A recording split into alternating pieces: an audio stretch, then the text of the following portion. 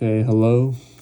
My name is Alan, and I am doing this problem, which is on the unit 2 review, and that is question 1. Okay, and in this question, we are asked to sketch curve with vector function RC equals t I plus cosine pi t j plus sine pi t k. Okay. When approaching a problem like this, once you get familiar with them, it should come quick, like what the graph might look like. And so I'll tell you afterwards what to notice. But first, obviously, we need to sketch something. So draw your graph, label your axes, and just start.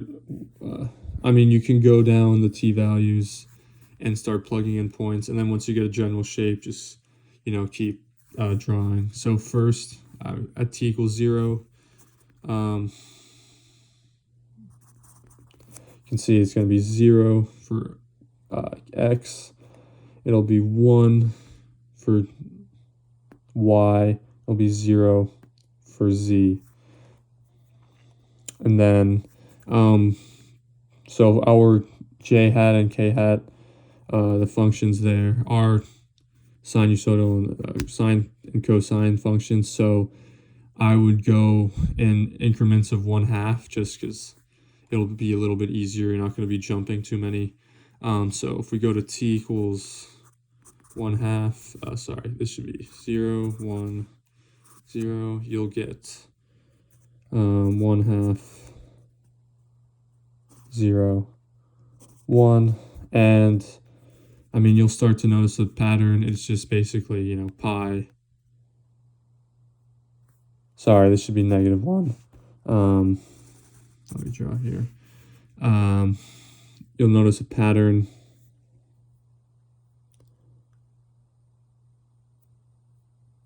Just like a sine and cosine graph. Just going from -1 then to 0. So next, when we get to t equals, okay, this is wrong. That's the 1, sorry.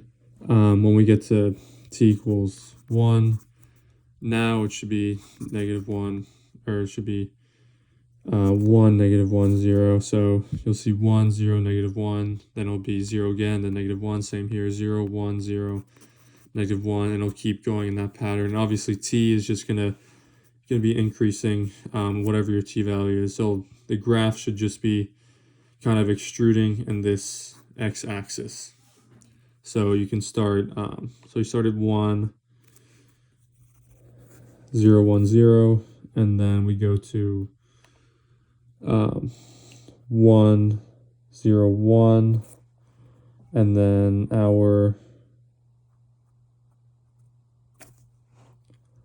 actually first I think it'll be good to realize this is what kind of your y value looks like, and this is what your z value looks like. So you can see it's going up and down, and I'll draw another graph. So x, while y is decreasing, we see z increasing, and x is always just extruding in this direction. So you can see y decreases, z increases, and then z decreases, y increases, and it just goes in a cycle like that, in a spiral. Right, so 1, then 0, then -1, then 0, then 1. And here for z, we have 0, 1, 0, -1, 0. And that'll keep repeating.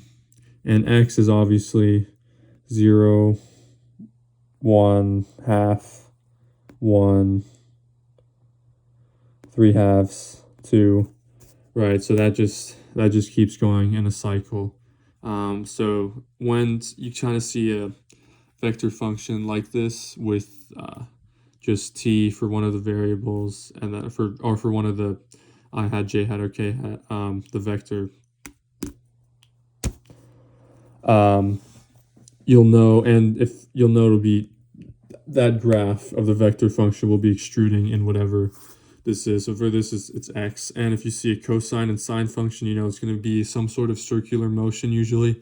So at that point, you can kind of think like, okay, this graph is extruding in the x-axis, and now I just need to figure out where it starts and which way, how the cycle is going, or the spiral is going, clockwise or counterclockwise. And so that's a way you can kind of do, you don't really have to do your t values like this. That can waste a lot of time, you know. Or you can do it in your head really quickly. That's what I would recommend. And that was part A. Now for part B, all it's asking is this original function r of t. You need to make it, you need to take the first derivative and the second derivative, so r prime of t, which is going to equal I hat minus pi sine pi t, j hat, and then plus pi cosine pi t, k hat. There. Okay. And then next, you'll take your second derivative, and that's going to be 0I minus pi squared cosine pi t j hat minus pi squared sine pi t k hat. So that will be your function. And I'm not sure if this has been learned yet, but the gradient, this is basically just the gradient of whatever r of t is. It's an upside down triangle, so the gradient is just the partial derivatives of each variable. For in this case, it'll be with respect to t, so I with respect to t, j with respect to t, and k with respect to t, and you'll write it as, you know, I hat, j hat, k hat, whatever the derivatives of that are, and that's basically what this is, just asking for a gradient, and it's always in vector form, the gradient, because it is a vector. And I'll go in with kind of parametric equations as well. You'll learn. I'm not sure if it's been learned yet, but yeah. But that's basically, it's not really that challenging of a problem. It's pretty simple, but there are some tricks as you get familiar with like vector functions and just noticing things about them, like the cosine and sine part, the t. That's just basically it. This is just a derivative, nothing really complicated. So yeah, that's it. Thank you.